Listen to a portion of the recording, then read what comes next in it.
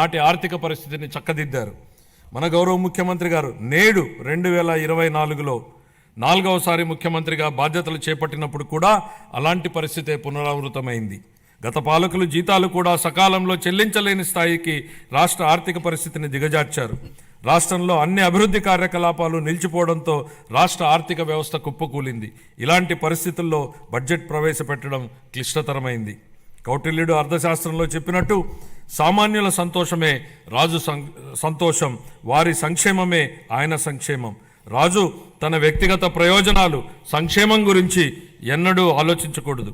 ప్రజల ఆనందంలోనే తన ఆనందాన్ని పొందడానికి ఎల్లప్పుడూ ప్రయత్నించాలి.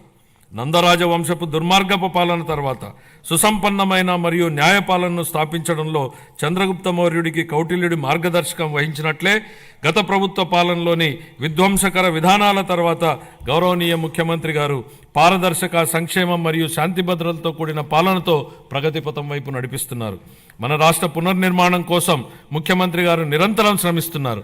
మన రాష్ట్రంలో లభ్యమవుతున్న మౌలిక సదుపాయాల అవసరాలను బేరీజు వేసి కొత్త ఆర్థిక వృద్ధి అంశాలను గుర్తించి కొత్త విధి విధానాలతో రాష్ట్ర పురోగమనానికి కావలసిన విధానాన్ని సంస్కరణలను తీసుకువచ్చారు. గౌరవ ముఖ్యమంత్రి శ్రీ నారా చంద్రబాబు నాయుడు గారు మన రాష్ట్రాభివృద్ధి కోసం 1990వ దశకంలోనే విజన్ 2020 డాక్యుమెంట్ను రూపొందించారు. అప్పటి ప్రతిపక్షాలు ఆ ఆలోచనని విమర్శించాయి. కానీ నేటి హైదరాబాద్ను చూసినట్లయితే వారి విజన్ సాకారమైంది. ఇదే ఆయన దార్శనికతకు, సామర్థ్యానికి నిదర్శనం.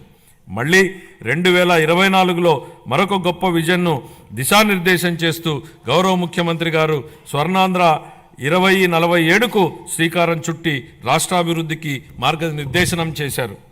15% పైగా రాష్ట్ర స్థూల దేశీయ ఉత్పత్తి వృద్ధి రేటును స్థిరంగా సాధించడం, తలసరి ఆదాయాన్ని పెంచడం, పేదరికాన్ని రూపుమాపడం ద్వారా అభివృద్ధి ఫలాలను అత్యంత అణగారిన వర్గాలకు అందించడమే దీని లక్ష్యం. మా ప్రభుత్వం స్వర్ణాంధ్ర 2047 దిశగా పనులను మొదలుపెట్టింది. ఇందులో భాగంగా పాత విధానాల్లోని లోపాలను సరిచేస్తూ నూతన ఇసుక విధానం, ఎక్సైజ్ విధానం, ఆంధ్రప్రదేశ్ పారిశ్రామిక అభివృద్ధి విధానం లాంటి ఎన్నో విధానాలను తీసుకొచ్చింది. అప్పులు చేయడమే తప్ప అప్పులు తీర్చడాన్ని మరిచిన గత ప్రభుత్వం తప్పుడు విధానాలను సరిచేస్తున్నాం. ప్రభుత్వం కాంట్రాక్టర్లను బ్లాక్ లిస్టులో పెట్టడం చూసాం. కానీ గత పాలకుల విధానాల వల్ల ఆంధ్రప్రదేశ్ ప్రభుత్వాన్నే కాంట్రాక్టర్లు బ్లాక్ లిస్టులో పెట్టి పనులు చేయడానికి ముందుకు రాని పరిస్థితి ఏర్పడింది. ఈ పరిస్థితి నుంచి రాష్ట్రాన్ని తప్పించాం. 24 నుండి రాష్ట్ర ఆర్థిక వ్యవహారాలను సమర్థవంతంగా నిర్వహించడం ద్వారా రాష్ట్ర ప్రభుత్వాన్ని గాడిలో పెడుతున్న విధి విధానాలను ముచ్చుకు కొన్ని తెలియజేస్తున్నాను. జూన్ 12, 2020 నాటికి ఉన్న 23,556 కోట్ల రూపాయలను, వేల కోట్ల రూపాయల బకాయిలను చెల్లించాం. అధ్యక్ష, గత ప్రభుత్వం 93 కేంద్ర ప్రాయోజిత పథకాలను నిలిపివేసింది. 9,371 కోట్ల రూపాయల బకాయిలను చెల్లించడం ద్వారా 74 పథకాలను మా ప్రభుత్వం పునఃప్రారంభించింది. దీనివల్ల కేంద్రం ప్రభుత్వం నుంచి మన రాష్ట్రానికి మరిన్ని నిధులు అందాయి. నీటిపారుదల, రహదారులు మరియు ఇతర పనులకు సంబంధించి 12,735 కోట్ల రూపాయల బకాయిలను చెల్లించడం వల్ల రాష్ట్ర ఆర్థికాభివృద్ధి పునరుత్తేజితమైంది. పంచాయతీలు మరియు మున్సిపాలిటీలను బలోపేతం చేయడానికి 2,793 కోట్ల రూపాయల ఆర్థిక సంఘం నిధులను మా ప్రభుత్వం చెల్లించింది. ఎన్టీఆర్ భరోసా, ఎన్టీఆర్ వైద్య సేవ మరియు దీపం 2.0 పథకాలకు 31,613 వేల కోట్ల రూపాయల్ని మా ప్రభుత్వం విడుదల చేసింది. మన రాష్ట్ర అభివృద్ధికి ఎన్డీఏ కట్టుబడి ఉంది. గౌరవ ప్రధానమంత్రి శ్రీ నరేంద్ర మోడీ గారి సహకారంతో పోలవరం నీటిపారుదల ప్రాజెక్టు మరియు అమరావతి రాజధాని ప్రాజెక్టులను మా ప్రభుత్వం మళ్లీ పట్టాలెక్కించగలిగింది. 23-24 ఆర్థిక సంవత్సరంలో మూలధన పెట్టుబడుల కోసం కేంద్ర ప్రభుత్వాలు రాష్ట్రాలకు అందించే ప్రత్యేక సహాయంలో అయిన ఖర్చు కేవలం 4,090 కోట్ల రూపాయలు మాత్రమే.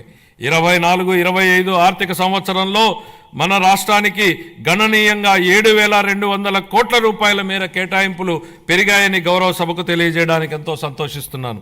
మార్చి 31, 2025 నాటికి ఈ కేటాయింపులు మరింత పెరిగే అవకాశం ఉంది. మా ప్రభుత్వం పాలనా పగ్గాలు చేపట్టాక రాష్ట్ర ఆర్థిక వృద్ధి మళ్లీ గాడిలో పడింది. 24-25 ఆర్థిక సంవత్సరం మొదటి ముందస్తు అంచనాల ప్రకారం రాష్ట్ర స్థూల దేశీయ ఉత్పత్తి 12.94% వృద్ధి చెందింది. అన్ని ముఖ్యమైన రంగాలు మరింత బలం పుంజుకున్నాయి.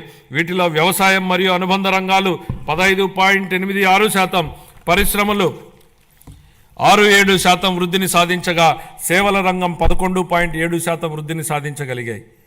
జూన్ 2024 నుంచి అతి తక్కువ సమయంలోనే మా ప్రభుత్వం మేనిఫెస్టోలో ఇచ్చిన ఈ కింది ప్రధాన హామీలను నెరవేర్చింది. ఎన్టీఆర్ భరోసా పెన్షన్లను నెలకు 4,000 రూపాయలకు పెంచడం జరిగింది. పేదల కోసం 204 అన్నా క్యాంటీన్లను ఏర్పాటు చేయడం జరిగింది. దీపం పథకం ద్వారా ఉచిత సిలిండర్లను ఇవ్వడం జరుగుతోంది.